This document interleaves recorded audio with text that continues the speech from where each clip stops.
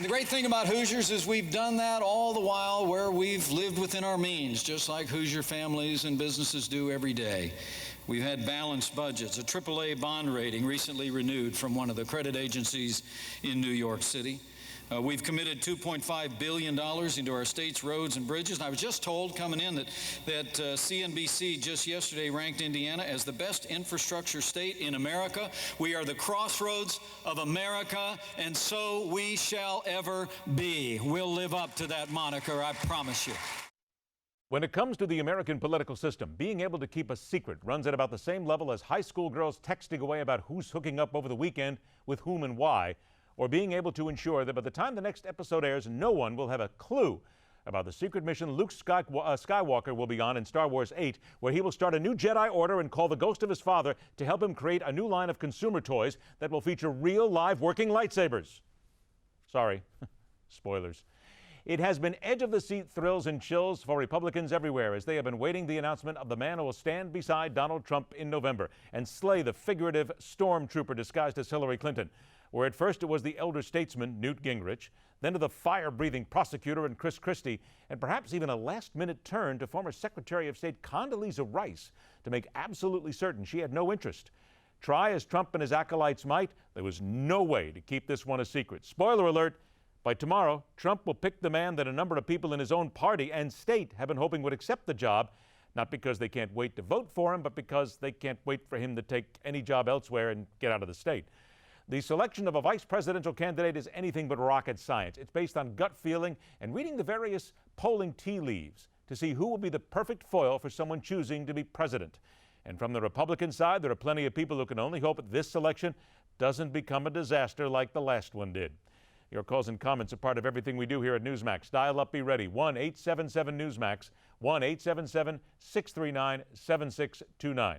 Welcome back. The veteran political strategist who has unofficially been providing his insight to the Donald Trump campaign, best-selling author whose new book is primed for this political season, Armageddon, How Trump Can Defeat Hillary. Dick Morris is back on the hard line. Dick, perfect timing to talk to you because ABC News was the first to report it about 10 minutes ago. They said that Donald Trump has offered and Mike Pence has accepted the role as vice president on the Republican ticket. Is that what you would have suggested Donald Trump do? I think by the time we reached this point, which is that Condi Rice said no, I think he thought Christie was too inflammatory, and I think he's right. I think he probably would not get along well with Gingrich. I think Pence is a very good choice. What Pence was saying in that speech about Indiana is true. Indiana and Illinois are basically very similar states. One is well-governed, the other is horribly governed. One conservative Republican, the other crazy liberal Democrat. One honest, the other totally corrupt. And he's done a fine job in Indiana. But I think the main thing is that it assures the Republican Party that Trump is a Republican. An odd thing to have to assure them of when you're accepting the nomination, but an important one. I'm thinking back to 1952, when Eisenhower became the nominee of the Republican Party, and right before he ran, people were asking, is he a Democrat or a Republican? Harry Truman offered him the Democratic nomination 4 years before and said he'd step aside for him. Well, Eisenhower showed he was a Republican by nominating Nixon for vice president. And I think that Trump has done the same thing in selecting Pence. He sent a message that says, when the chips are down, I will choose conservative Republicans you can be proud of and you can believe in. So as someone who knows the political tea leaves here, Dick, is it someone that you would have suggested he would be top of your list personally? Yes, yes. Well, top of my list might be Condi Rice, but there's a wonderful story Phil Graham used to tell that his wife, Wendy, was not his first choice. Sophia Loren was his first choice. But she wasn't available, and I've been married to Wendy for 30 years and enjoyed every minute of it.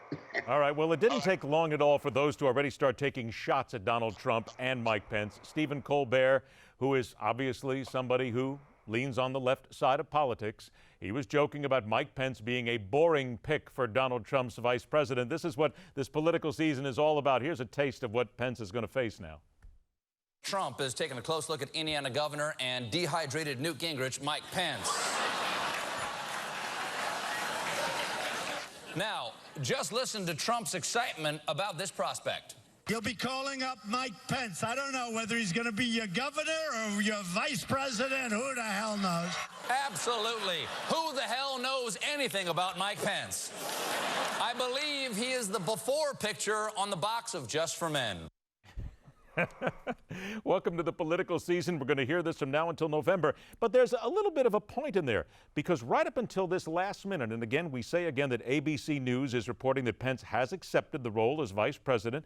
It will be made official tomorrow. Right up until the last minute, Dick, Donald Trump was not convinced. You could just tell by all the various reports that he wasn't warming to Mike Pence. What is it that turned him around? Or maybe even better yet, who turned him around to say that, look, this is the guy you got to have?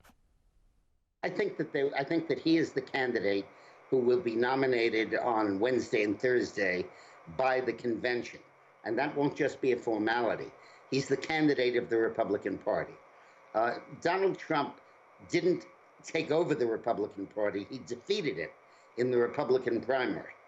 And the defeated Republican Party says, we'll support him, but we want a gesture to show us that you're still a Republican, and we want Mike Pence. And I think that that was essentially why Pence got that nomination. Conservative, straight conservative, good record in the House, good record as governor, reliable, and salving and soothing the wounds of the Republican Party. Well, you bring up a couple of good points here. I mean, there is 16 years of government experience to a ticket that currently boasts absolutely none. There are those saying that maybe Mike Pence is looking forward to 2020 as well, and this is a good pick for him. Here's something else interesting, though, because now we start to dig in a little bit into the choice, because Mike Pence has not always been really in step with Donald Trump. Matter of fact, there are two tweets that are already coming back to haunt Mike Pence, and these come from late 2015. The first, when he said, "The call to ban Muslims from entering the United States are offensive and unconstitutional." And then his second one, "Trade means jobs, but trade also means security. The time has come for all of us to urge the swift adoption of the Trans-Pacific Partnership." Dick, if you go back and you look at history, this will make somebody believe that Mike Pence really is not standing by his convictions, and he is, in many ways, waffling and becoming part of the Trump train. Well, the issue of constitutionality of the ban on Muslims, I think, is a very simple one. It has always been clear from the beginning that it is unconstitutional to say you can't let Muslims in the country. But it's been clear from the beginning that it's perfectly constitutional and perfectly appropriate to say we'll not let people from countries controlled by radical Islam into the country. We have had that policy for a long time, and then Obama took all of those countries off the prescribed list and said everybody's welcome. You put them back on the list, and that's done. As to TPP, you're running against the woman who wrote the damn treaty, pushed it through, and now is opposed to it. Are we going to say then that Mike Pence pretty much has come to heel and understood the error of his ways? Or is knuckling under to the views of the president. Not unusual for a vice president to say, look, I'm here as a spokesman for the administration. I don't have to agree with every particle of it. But I do agree with the thrust of it, and I'm very happy to be representative of that ticket.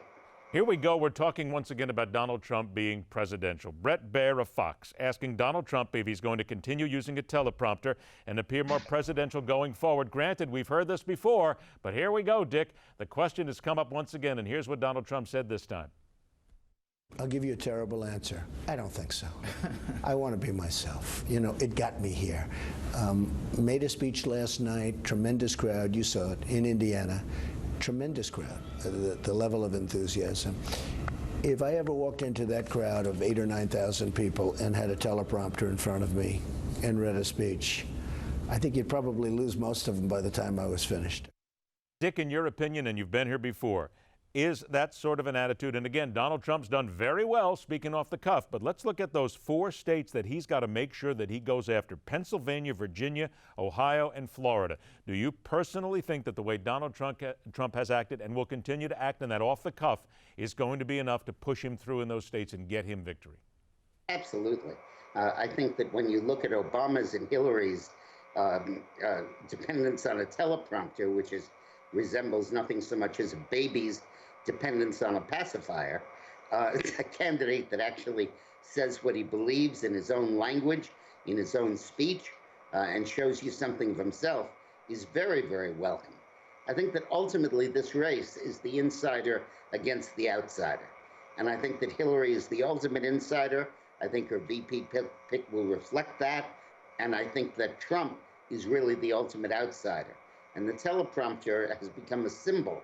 It used to be a symbol of being unable to say what you think without someone telling you what you think. And there we go. We all know what Donald Trump thinks. He puts it right out there. The book, once again, is Armageddon, How Trump Can Defeat Hillary. Make sure you pick up the copy ready for this season. Dick Morris, thanks for joining us. We'll continue right here on The Hardline.